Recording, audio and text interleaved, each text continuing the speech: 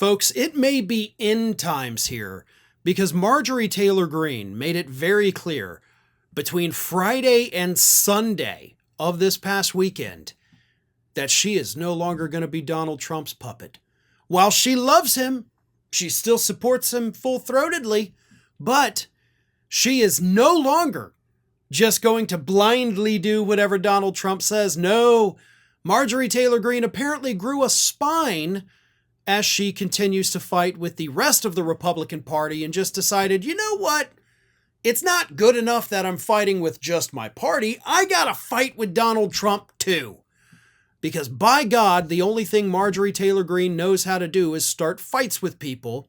So this is what Greene put on social media on Friday about the rest of her party. She said, quote, "I represent the base, and when I'm frustrated and upset over the direction of things, you better be clear the base is not happy.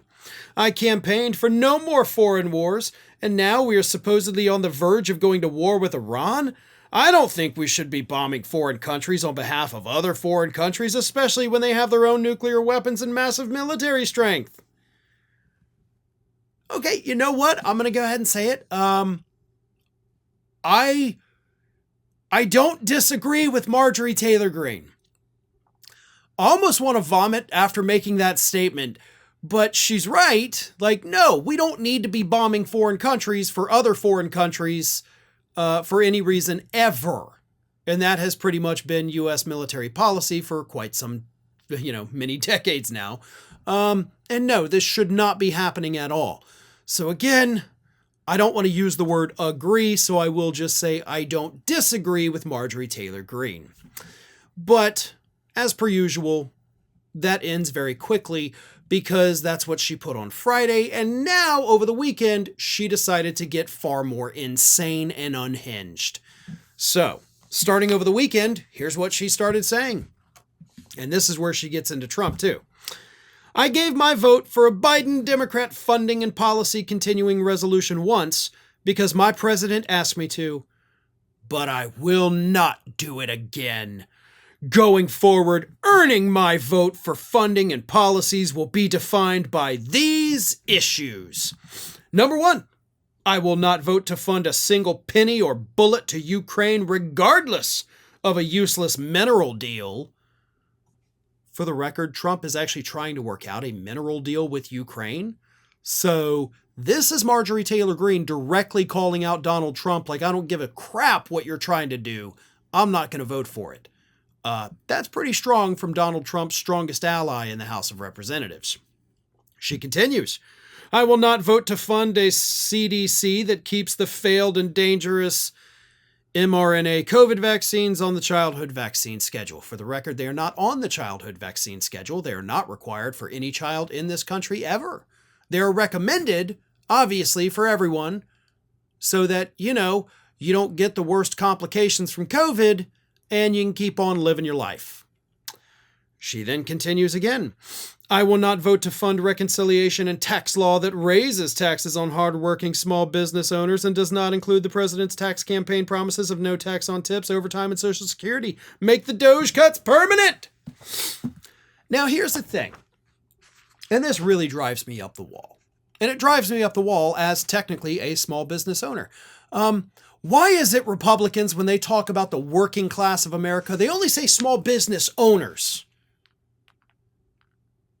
You're basically telling the country, we don't give a shit about you if you don't own a business.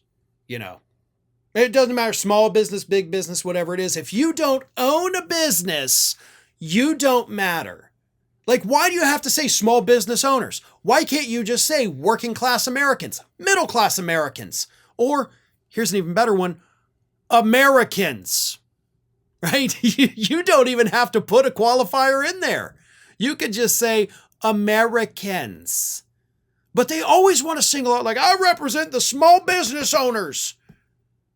Okay, there's actually more workers than there are business owners. Not everybody gets to own a business. You sometimes got to be a person who works for a business. That's life. If everybody owned a business, there'd be nobody to work at businesses, and you wouldn't have time to go shop at other businesses because you'd be busy running your business as the only employee. So Yeah, can we please stop with that idiotic framing? And then she decided to go full batshit. She says, "For the love of God, give the American people and those who have suffered and worked the hardest a break. I will not vote for a single penny to fund anything that is involved in the trans agenda and child abusive medical industry that lies to children about their gender and sexuality and performs any level of sex changes on minors. No federal funding for abortion and any entity involved in organ harvesting of dead and murdered babies, period." Again, not things that actually happen. Only in the cases of some kind of severe trauma, like bodily trauma, will a doctor perform a sex change operation on a minor. Okay, like that's not a common thing. That would have to be like if the child were somehow mutilated and that was the, what, anyway, I don't want to get graphic about it, but that's not a thing that happens. And nobody's out there harvesting baby parts. That, of course, has been debunked time after time after time. So she had me on the first sentence, right? I will not fund foreign wars. Good, awesome. But then you had to go insane. And in part of your insanity, you decided to go against Donald Trump, announce that he has to earn your vote instead of just expecting it. Well, Trump, of course, has not yet responded to it, even though it has been days since then. But trust me, he's seen it. He knows it.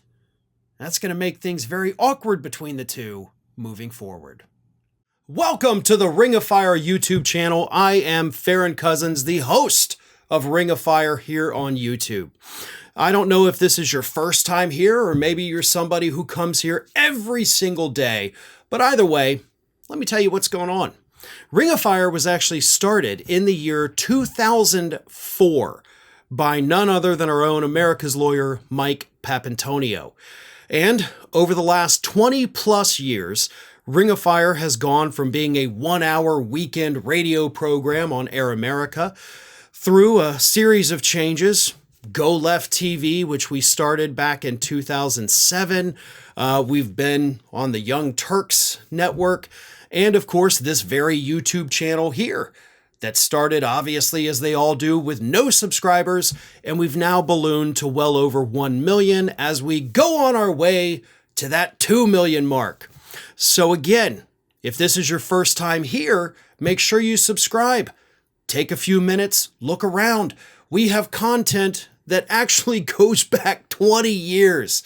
So there's lots to see, there's lots to do, and trust me, with the next 4 years of Donald Trump getting back in office, we will be here every day, every single day with fresh content for you to keep you informed about what's happening and, of course, to warn you of the potential dangers that Donald Trump poses as we approach his second term.